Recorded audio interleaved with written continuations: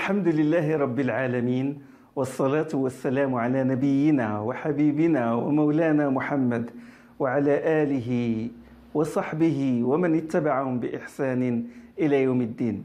Chères sœurs, chers frères, assalamu alaikum wa rahmatullah. Dans tout événement, le début revêt une importance majeure. Parlons de l'événement avec un grand E. Le grand événement, la descente de la révélation sur notre prophète Mohammed sallallahu alayhi wa sallam. La première révélation qu'il a reçue. Iqra bismi rabbika alladhi khalaq. Lis au nom de ton Seigneur qui a créé. Lis au nom de ton Rabb. Et Rabb veut dire éducateur et veut dire maître. Rabb, tarbiya, la racine, qui veut dire éducation. Donc Rabb veut dire éducateur et maître. Lis au nom de ton Seigneur qui a créé. Iqra bismi rabbika alladhi khalaq. Khalaqa al-insana min alaq. Il a créé l'homme à partir d'une adhérence, à partir du alaq. Alaq, c'est quoi? Alaq, c'est quand il y a fécondation de l'œuf dans le ventre de la mère, de la femme, et puis quand cet œuf-là se colle à l'utérus, on appelle ça alaq. Il se colle, ça veut dire il a alaq. C'est le verbe alaq. Donc, c'est l'embryon qui se colle à l'utérus de sa mère. Khalaqa al-insana min alaq. Il a créé l'homme à partir d'une adhérence. Quel est le lien de correspondance entre ce premier verset, lis au nom de ton Seigneur qui a créé, et le deuxième verset, qui a créé l'homme à partir d'une adhérence? J'ai consulté les livres d'exégèse, beaucoup de livres d'exégèse, mais j'ai trouvé une explication très pertinente et très belle de notre cheikh Mustafa al-Bihiyawi. Qu'est-ce qu'il a dit? Il a dit que l'homme connaît en fait deux naissances. Deux. La première naissance, c'est quand il était sous forme de alaq, un embryon qui se développe puis qui sort du ventre de sa mère. C'est ça la première naissance. La deuxième naissance, c'est quand il lit au nom de son Seigneur. Masha'Allah. C'est quand il lit au nom de son Seigneur. Allah subhanahu wa ta'ala n'a-t-il pas qualifié le Coran d'eau de pluie salvatrice? Anzala minas sama'i ma'an fasalat awdiyatun biqadra. Il a fait descendre du ciel de la pluie et les vallées, chacune apportait une quantité de pluie. Les vallées dans ce verset de sourate le tonnerre, ce sont les cœurs. Donc Allah subhanahu wa ta'ala, il a comparé le Coran à la pluie salvatrice parce qu'il donne la vie. Et il a comparé le Coran à l'esprit. Ainsi avons-nous fait descendre sur toi un esprit émanant de notre ordre. Et l'esprit, c'est une source de la vie. Et il a qualifié aussi le Coran de lumière. Allah nuru samawati wal ard. La lumière qu'il donne aux croyants dans Surat An-Nur. Et la lumière est la source de la vie. Et donc, c'est ça le lien de correspondance entre ces deux versets. Iqra bismi rabbika alladhi khalaq. Khalaqa al-insana min alaq. Iqra wa rabbuka al-akram. Lis et ton Seigneur est le plus généreux. Répétition de l'ordre de lire. Et ton Seigneur est le plus généreux. Il n'y a pas de plus grande générosité que d'apprendre à une personne la science, le savoir. Lis et ton Seigneur est le plus généreux. Iqra wa rabbuka al-akram alladhi 'allama bil qalam, qui a enseigné à l'aide du qalam, qui a enseigné à l'aide de la plume. 'Allama al-insana ma lam ya'lam, il a enseigné à l'homme ce qu'il ne savait pas. Ça, c'est la première révélation. Il parle d'éducation, Allah, l'éducateur Rabb. Et il parle du qalam, l'outil de l'écriture. Et il parle de la lecture. Il ordonne de lire. C'est la première révélation. Juste après, Allah subhanahu wa ta'ala, parce que ces 5 versets ont été révélés au début, puis juste après, Allah subhanahu wa ta'ala a révélé à son prophète les premiers versets de sourate Al-Qalam. La deuxième sourate qui a été révélée au prophète sallallahu alayhi wa sallam, elle s'appelle la sourate la plume, la sourate le qalam, ou le stylo si vous voulez, l'outil de l'écriture. Sourate Al-Qalam, elle commence par Noun wal qalami wa ma yasturun. Noun par le qalam et parce qu'ils écrivent.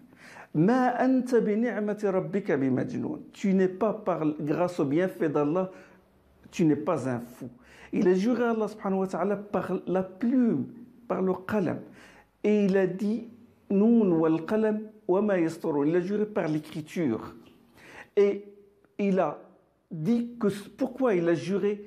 Il a juré pour dire que son prophète sallallahu alayhi wa sallam est exempt de tout retard dans ses facultés intellectuelles. Et Noun, Abdullah ibn Abbas, il a expliqué ce nom, Noun, par l'encrier. Donc retenez bien ça. Le qalam, le savoir, le savoir, les facultés intellectuelles, l'écriture, c'est par ça que la révélation a commencé. Et Allah subhanahu wa ta'ala, quand il a parlé de son savoir, de l'immensité de son savoir et de sa parole, il a donné comme exemple, il a donné un exemple dans le Coran, c'est celui de la mer, le bahr, de la mer, qui est une mer d'encre. Il a dit subhanahu wa ta'ala dans Surat al-Kahf, قل لو كان البحر مدادا لكلمات ربي لنفد البحر قبل أن تنفد كلمات ربي. Il a dit si la mer, les océans de la terre sont composés d'encre et qu'ils servaient à écrire la parole d'Allah subhanahu wa ta'ala, ben, cette mer s'épuisera sans que la parole d'Allah ne s'épuise, même si on ajoute à cette mer une autre mer. قل لو كان البحر مدادا لكلمات ربي لنفد البحر قبل أن تنفد كلمات ربي ولو جئنا بمثله مددا. Même si on ajoute à cette mer une autre mer. Dans une autre sourate du Coran, sourate Luqman, ولو أن ما في الأرض من شجرة أقلام والبحر يمده من بعده سبعة أبحر ما نفدت كلمات الله. Si toute la terre est composée, si tous les arbres de la terre se transforment en stylo, en qalam, en plume, et que la mer se prolonge, on adjoint à cette mer 7 autres mers en guise d'encre, ben, ces mers-là vont s'épuiser sans que ne s'épuise la parole d'Allah subhanahu wa ta'ala. Donc la plume, le savoir, l'encre, cette encre bénie, c'est comme Allah subhanahu wa ta'ala nous envoyait un message de puiser, de nous abreuver de cette encre bénie, de nous abreuver de ce savoir. Et bien sûr, ça s'est réalisé par la suite. Subhanallah. Quand Allah subhanahu wa ta'ala a parlé du qalam, parlé du savoir, a parlé de l'écriture, a parlé des facultés intellectuelles, a parlé de l'océan, de l'art d'encre, il y eut après une explosion du savoir, il y eut après un débordement de cette encre bénie, un débordement de cette encre bénie. Les sciences sont apparues, la science de l'exégèse, la science du fiqh, la science des usul al-fiqh, ça c'est juste les sciences en langue arabe. Que dire alors de la langue arabe, que dire alors de la rhétorique?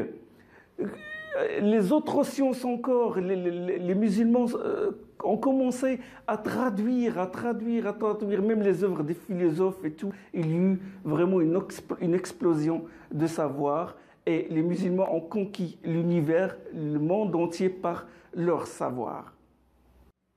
Grâce à ce savoir et grâce à cette encre dont ils se sont abreuvés, qui s'inspirent du Coran et de la Sunna, nos plus prédécesseurs, ils ont construit des civilisations. Ils ont construit des civilisations. Ils ont conquis les cœurs et les esprits. Pour que nous construisions, nous aussi, une civilisation, nous devons suivre leur même voie, développer nos facultés intellectuelles, lire, parce qu'il y a l'ordre de lire. Le premier ordre qui a été révélé au prophète sallallahu alayhi wa sallam, c'est l'ordre de lire. Et aussi, devons étudier et développer notre savoir. Et ne pas être tout le temps influencé par les images. Parce qu'on reçoit chaque jour un flot d'images. On est conditionné, lobotomisé. À nous de travailler notre esprit pour évoluer et construire notre personnalité et ne pas nous mettre chaque fois sous la tutelle d'un cheikh ou d'un groupe ou d'une jama'a qui nous mettent des restrictions. C'est très important ça. Si nous ne le faisons pas, nous allons être pris dans un étau. dans un étau. Dans un étau, la première mâchoire, si vous voulez, de l'étau, c'est des gens qui ne connaissent pas, qui ne reconnaissent pas cette encre-là, qui ne connaissent pas les fusions, si vous voulez, je symbolise, hein, les fusions de cette encre bénie. Ils vont le remplacer par les fusions du sang. Ils ne connaissent pas la plume, ils connaissent que les armes. D'accord? Alors que bien sûr, le djihad qui ne repose pas sur la science, c'est du massacre. On dit, il y a un dicton qui dit que l'encre du savant est plus sacrée que le sang du martyr. C'est un dicton qui est vrai en quelque sorte. Hein? Nous allons être pris dans cet étau-là. Des gens qui sont comme ça ou des gens qui nous connaissent, qui effacent cette encre, c'est-à-dire qui effacent notre histoire, qui effacent notre identité, qui ne reconnaissent pas tout ce savoir que nos pieux prédécesseurs nous ont légué. Ils taxent nos savants d'innovateurs dans le sens péjoratif, c'est-à-dire d'innovation blâmable. Ils taxent d'éminents savants comme l'imam Nawawi, Ibn Hajar, Al-Ghazali, tous ces éminents savants sur lesquels des civilisations ont été construites. Ils les rejettent et ils les récusent. Ou des gens, qu'est-ce qu'ils font avec cette encre? Ils vont l'altérer. Ils lui faire perdre sa consistance en appelant à un nouveau fiqh, en appelant à de nouveau au sol, en essayant de tordre le cou au texte pour qu'il soit conforme à leurs intérêts politiques ou à l'intérêt de certaines élites. Voilà. Qu'Allah subhanahu wa ta'ala nous aide à puiser de cette encre bénie, à développer nos facultés intellectuelles et à être la communauté de اقرأ باسم ربك الذي خلق وسبحانك اللهم وبحمدك أشهد أن لا إله إلا أنت أستغفرك وأتوب إليك